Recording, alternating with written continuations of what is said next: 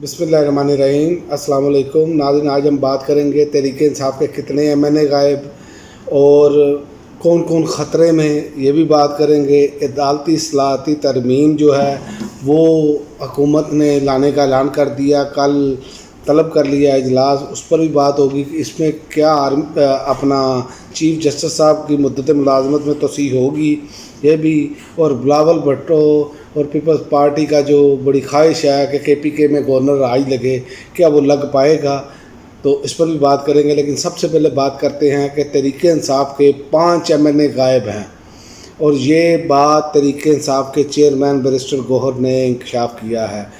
और दूसरी, इस टीम में रियाज फतियाना और अमीर सुल्तान का नाम है, और बाकी मेरे दिन से इस टाइम निकले हुए हैं नाम, लेकिन बहरहाल 5 एमएनए गायब हैं। मुझे तो ये समझ नहीं आ रही कि ये कैसी आइनी तरमीम होगी जिसे ज़ोर ज़बरदस्ती अगवा करके और सारा कुछ करके आप ये कर रहे हैं, तो क्या ये कौम तस्लीम कर लेगी? तो मुझे नहीं लगता कौम तस्लीम करेगी। ये तरमीम इनकी बढ़ जाएगी, ये मैं आपको बता दूं। जैसे ही लोग अगर सड़कों पर निकल आए, और जिस तरह इमरान खान बात कर रहे हैं स्ट्रीट मूवमेंट चलाने की, तो ये मैं आपको बताऊं, इनको तो जहाज़ भी नहीं मिलने। और जो इनके साथ होना है ना, जिस तरह इन्होंने लोगों के साथ किया है, लोगों के घरों में घुसकर जिस तरह के मामलात किए जा रहे हैं, चादर और चार दीवारी का तकद्दस पामाल, किसी की बीवी अगवा, बेटी अगवा, तो ये वो चीज़ें हैं जिससे बहुत ही मामलात जो है ना, इनके लिए ये अपने लिए बहुत बड़ा गड़ा खोद चुके हैं। और ये मैं आपको बताऊं, अगर ये बाज ना आए तो ये बहुत जल्द उसमें गिरने वाले हैं, क्योंकि अल्लाह के यहाँ देर है अंधेर नहीं है। ये खल्क़े खुदा पर जब आप जुल्म करना शुरू कर देते हैं तो फिर फ़िरौन की भी बहुत बड़ी ताकत थी, याद रखें। लेकिन अल्लाह ताला ने मूसा अलैहिस्सलाम से देखें, फिर फ़िरौन को निशान इबरत बना दिया, नमरूद निशान इबरत बन गया, चंगेज़ खान बहुत बड़ी बला थी, कहाँ गया आज?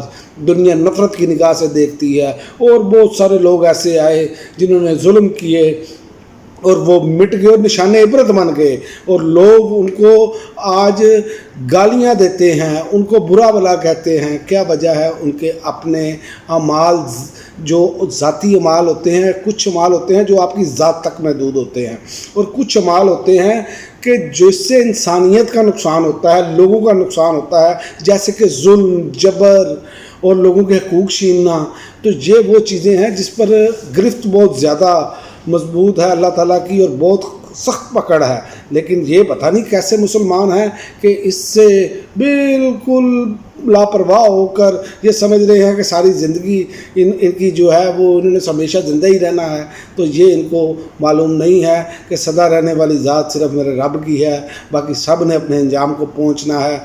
फिर जब फ़ैसले होंगे तो फिर याद रखें कि इनकी मौत का वक्त भी जब करीब आता है तो बड़ी इबरतनाक होती है, लोग तौबा तौबा करते हैं। तो ये इनका बहुत, इनको ये समझ नहीं आ रही, पता नहीं क्या बात है।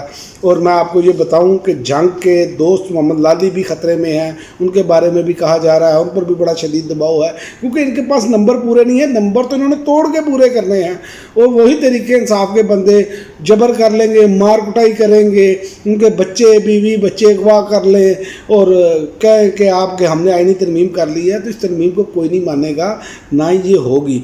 हाँ, ये सवाल है कि चीफ जस्टिस साहब की जो होगी मुद्दत मुलाजमत में तोसीह, तो वो तो नज़र नहीं आ रही, क्योंकि उस पर तो मौलाना फजल रहमान साहब ने बिल्कुल पानी फेर दिया है। वो बल्कि तोसीह वाड़ के रख दी है। उन्होंने तो अपने लोगों को जारी भी कर दिया हुआ है, वो कि पार्लिमानी पार्टी के जो लीडर हैं उन्होंने जारी कर दिया हुआ है कि आप ऐसी किसी तरमीम में बग़ैर पार्लिमानी लीडर के नहीं वोट डाल सकेंगे।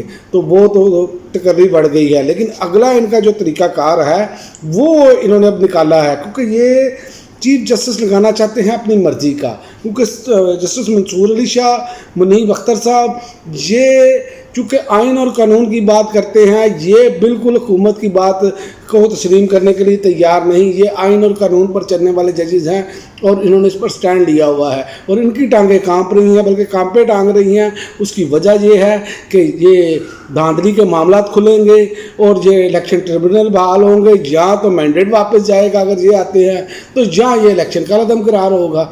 تو یہ چاہتے ہیں کہ ہم اقتدار کی جان نہ چھوڑیں، اس لیے خواجہ آصف صاحب کی آنیاں جانیاں اور جو شعلہ بیانی ہے، جسے زبان درازی آپ کہہ سکتے ہیں کہ اس شخص نے کرنی ہے اور وہ فرنٹ فٹ پہ آگے کر رہے ہیں، ان کا مطلب یہی ہے کہ ان کی ٹانگیں کانپی ہوئی ہیں۔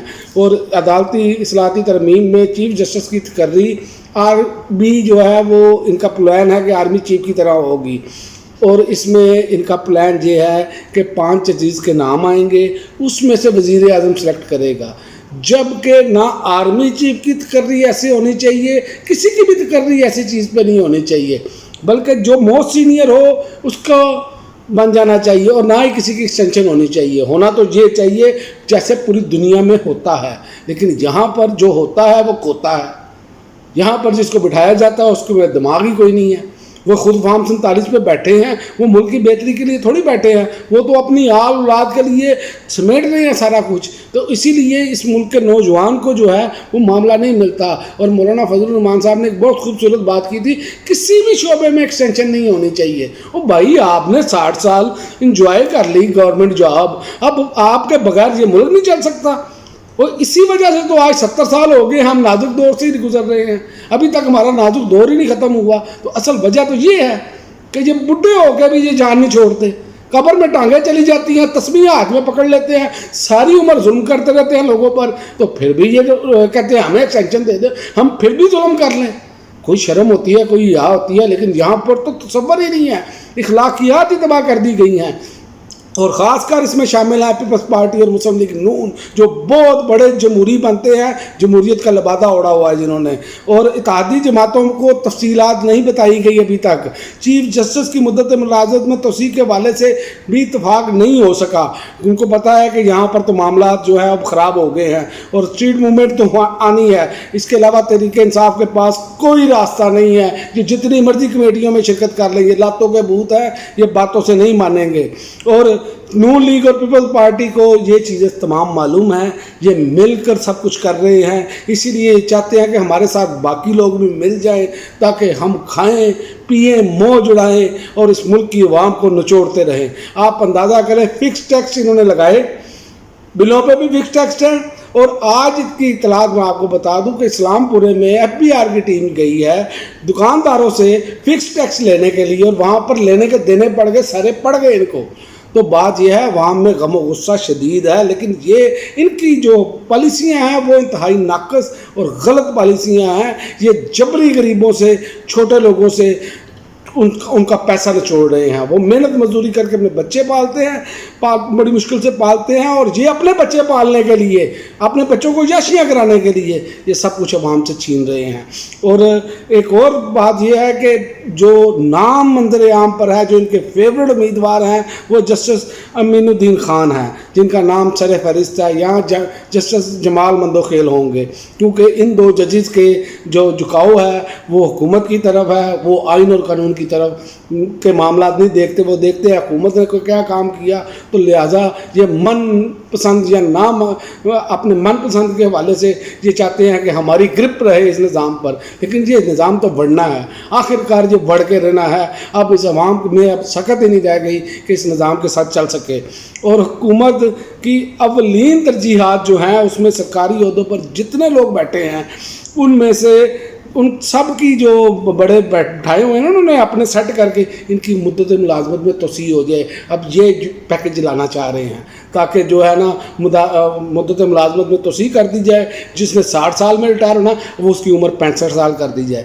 یہ معاملات ہیں تاکہ یہ نظام ان کی لونڈی بنا رہے اور یہ نظام جو ہے ان کو سرو کرتا رہے، غریب آدمی کو سرو نہ کرے۔ لیکن یہ میں آپ کو بتاؤں کہ حسن نثار صاحب نے بہت خوبصورت جملہ کہا تھا، انہوں نے کہا تھا اس نظام کو تیزاب سے غسل دینا ہوگا۔ تیزاب سے غسل دینے کا مطلب یہ ہے کہ جتنے جو لوگ انہوں نے بٹھائے ہیں ان کو اٹھا کر باہر پھینکیں اور وہاں پر نوجوان نسل کو لگایا جائے، اچھے لوگ جو پڑھے لکھے لوگ ہیں ان کو لگایا جائے، پھر یہ ملک آگے بڑھے گا۔ اور آخر میں آپ کو بتاتا چلوں کہ پیپلز پارٹی کی ایک شدید ترین خواہش ہے، کیونکہ ایک اپنا انہوں نے کنڈی لگایا ہوا ہے گورنر، تو یہ چاہتے ہیں گورنر راج لگ جائے۔ اور بلاول کی بھی یہ بڑی خواہش ہے، انہوں نے مسلسل اظہار بھی کیا ہے کہ کے پی میں گورنر راج لگ سکتا ہے۔ اور باقی بھی یہ इनके माउथ पीस जो हैं वो ये बातें उड़ा रहे हैं। तो मैं इनको ये बताता चलूँ कि KPK में गवर्नर राज आपने लगाया ना, तो वो नहीं लगेगा, वहाँ पर अवामी राज लगेगा। और जो अवामी राज है उसका रद्देमल आना शुरू हो गया है, आपके सामने है। और ये अवामी राज जो है ना वो आपको जूते छोड़कर भागने पर मजबूर कर देगा। अब तक के लिए नाज़रीन इतना ही, इजाज़त दीजिए, अल्लाह हाफ़िज़।